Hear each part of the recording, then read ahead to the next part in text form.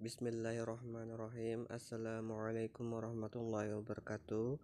Alhamdulillahirrabbilalamin. Pada hari ini, hari Selasa, tanggal 26 Januari 2021, kita akan memulai pembelajaran kita, yaitu tema 6, subtema 3, pembelajaran 5.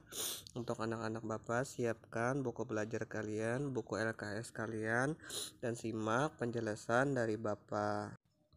Sebelum memulai pembelajaran ini, marilah kita berdoa bersama-sama anak-anak Bapak. Semoga ilmu yang kita peroleh bisa bermanfaat dan mudah dipahami. Baiklah, langsung saja, yaitu pembelajaran 5, pendalaman materi bahasa Indonesia KD 3.3. Bacalah teks eksplanasi dari media elektronik sebagai berikut dengan seksama.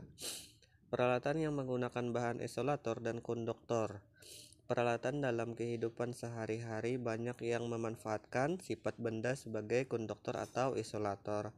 Benda apakah itu? Contohnya seperti di rumah kalian. Ada panci, ada oven, ada solder, ada jaket, dan teflon merupakan benda yang memanfaatkan sifat ini. Panci terbuat dari bahan logam, misalnya aluminium. Aluminium merupakan penghantar panas yang baik. Ada bagian panci yang berfungsi sebagai isolator. Pegangan panci terbuat dari plastik. Selanjutnya, oven atau pemanggang menggunakan prinsip perpindahan panas secara konduksi. Penggunaan bahan konduktor seperti aluminium diharapkan panas dari sumber panas seperti kompor tidak keluar, sehingga panas tersebut dapat mematangkan kue atau masakan yang dipanggang. Pemanggang biasanya berbentuk kotak dan tertutup.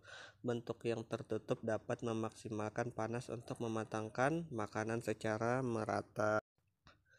Solder adalah alat pemanas untuk melelehkan timah sehingga menempel pada kaki-kaki transistor atau komponen elektronika lainnya sehingga kaki-kaki tersebut bersatu dengan jalur pada PCB atau printed circuit board. Logam yang dipakai untuk mematri adalah bahan konduktor sehingga mampu menghantarkan panas dari sumber panas. Pegangan pada solder merupakan bahan isolator untuk menahan panas agar tidak sampai ke tangan.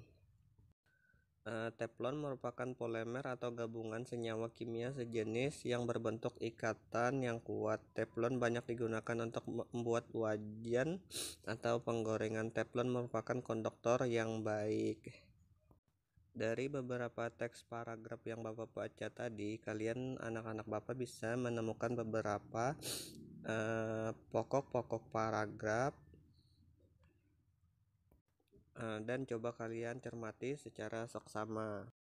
Selanjutnya kita akan pendalaman materi IPA KD 3.6. Bahan konduktor dan isolator. Tahukah kamu cara membuat pai susu yang berasal dari daerah Bali? Adonan pai susu dipanggang dalam oven dengan suhu 150 derajat Celcius sekitar 1 jam. Apa itu oven? Oven adalah alat untuk memanggang kue atau makanan lainnya. Pemanggang atau oven biasanya diletakkan di atas kompor. Ada juga oven listrik yang menggunakan listrik sebagai sumber energi. Alat tersebut memanfaatkan bahan konduktor. Masih banyak alat atau benda lain yang memanfaatkan bahan konduktor dan isolator. Contohnya seperti teks yang Bapak baca tadi, yaitu ada panci, ada teflon, ada pemanggang atau oven yang menggunakan konduktor dan isolator. Sebenarnya masih banyak lagi yang menggunakan konduktor dan isolator pada kehidupan kita sehari-hari, seperti termos, seperti setrika, dan masih banyak lagi. Kalian bisa menemukan di rumah kalian. Selanjutnya kita akan pendalaman materi SBDP KD 3.3, teknik membuat gambar cerita. Bagaimana cara membuat gambar cerita? Gambar cerita memerlukan teknik yang bagus dalam proses pembuatannya. Proses pembuatan yang baik akan meningkatkan daya tarik dari gambar cerita tersebut. Menggambar cerita dapat dilakukan dengan teknik kering dan teknik basah. Alat dan bahan untuk menggambar cerita dengan teknik kering dan basah sebagai berikut. 1. Teknik kering.